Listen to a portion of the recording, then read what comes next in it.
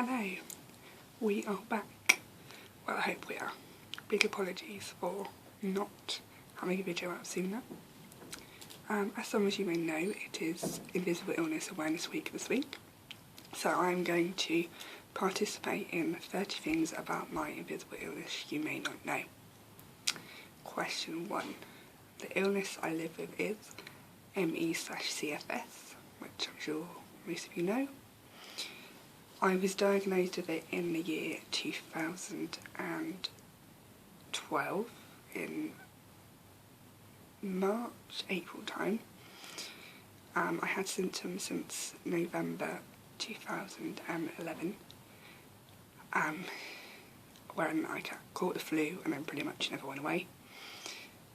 The biggest adjustment I've had to make is probably not doing that much in the evenings and at the weekends, just resting, just chilling out really, which isn't much fun, and having to say no to plans sometimes. Most people assume that I'm just tired, because that's the stigma of having ME. They don't realise that there's more to the illness than being tired, which is very annoying. But that's what awareness is all about, to try and get it out there. The hardest part about mornings are, so I would say getting up. Yeah, probably getting up. I have to set 2 alarms. If I set 1, I'll fall asleep again and won't wake up. My favourite medical TV show is, I'm going to say 24 Hours in A&E, even though it's real life, but yeah, I really like that one. And that has nothing to do with my medical condition. A gadget I couldn't live without is my laptop and phone, because it gives me access to Facebook and Tumblr and the places where I have my chronically ill siblings. The hardest part about nights are getting to sleep when I'm having a really bad pain day. Pain insomnia. Hate it. Each day I take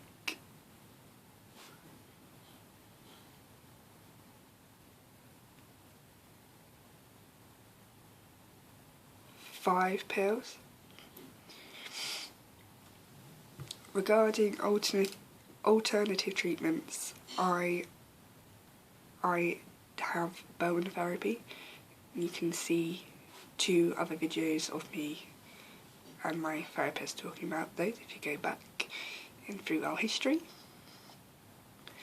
If I had to choose between an invisible illness or visible illness, I would choose.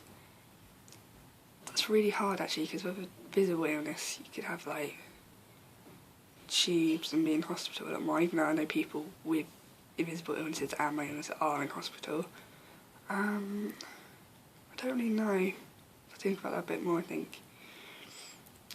Regarding working in career, at the moment I do work. I have Wednesdays off as a rest day, but I'm very lucky and fortunate to work, and I'm very I don't take it for granted. Career, I want to get into midwifery eventually, so fingers crossed that happens at some point. People would be surprised to know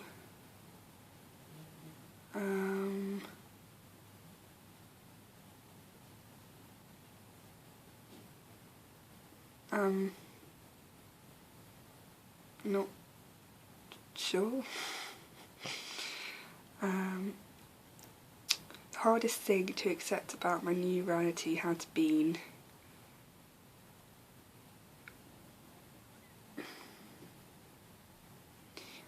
the pressure it's had on my relationships and friendships, I think. Yeah, when people don't understand, that gets really hard. Whereas if you didn't have an illness, then there wouldn't be that miscommunication and misunderstanding.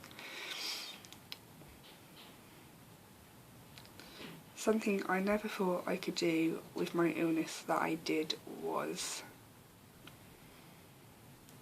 I haven't really tried anything new. When I went on holiday I still had to have naps and everything, so I suppose working, just because I'm happy I work. I don't understand number 17. 18. Something I really miss doing since I was diagnosed is I do it occasionally, but going out and having a good time and a good night out. I do it occasionally, but it's very, very rare. Yeah, sort of being a typical 21-year-old, going out on the weekends, getting drunk. Can't do that anymore. Well, rarely do it. Been out like 3 times this year.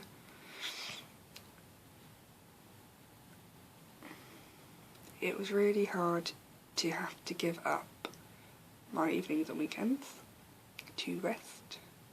So occasionally I do still do things. A new hobby I've taken up since my diagnosis is I've been reading more actually, because I've got more time, but brain fog makes that a bit difficult sometimes. If I could have one day of feeling normal again, I would probably go horse riding. I haven't done that for a while, but getting back into horse riding would be really good, but I feel that would be difficult with my illness. My illness has taught me to appreciate things more, definitely. Yeah, don't take things for granted, and just be happy with what you've got, I suppose. But don't take things for granted, that's a really, really big one.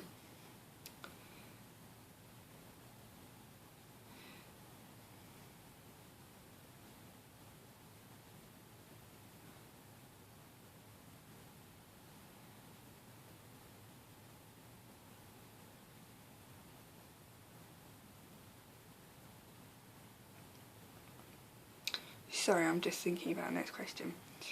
One thing people say that gets under my skin is, it's going to sound really bad, but when people say, oh, I'm really tired, or when people moan that they've got a cold that they know is going to go away. Like, okay, yeah, it's bad getting a cold, or being tired, but when your symptoms are so similar to that every day, okay, yes, you can get used to it, but then it gets so frustrating when people are like, oh, I've got a cold, but they know it's going to go. And then if you do have a chronic illness or invisible illness, and you have a cold on top of that, it literally drags you down so much, it's ridiculous. I know that people, I'm not saying people can't moan and complain that they are ill, but I think it's just something that a lot of chronically ill people get a bit sort of grated about. But I love it when people say that they'll come and see me or rearrange to see me if I can't make it out somewhere. And when people seem to understand as well, that's always really nice.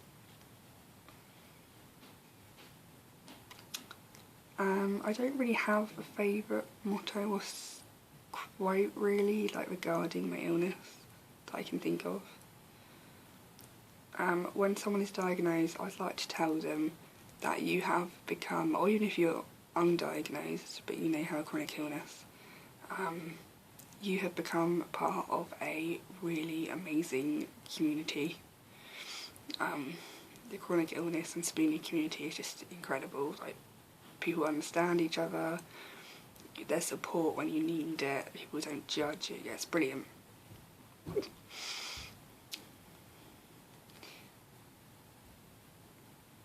Something that has surprised me about living with an illness is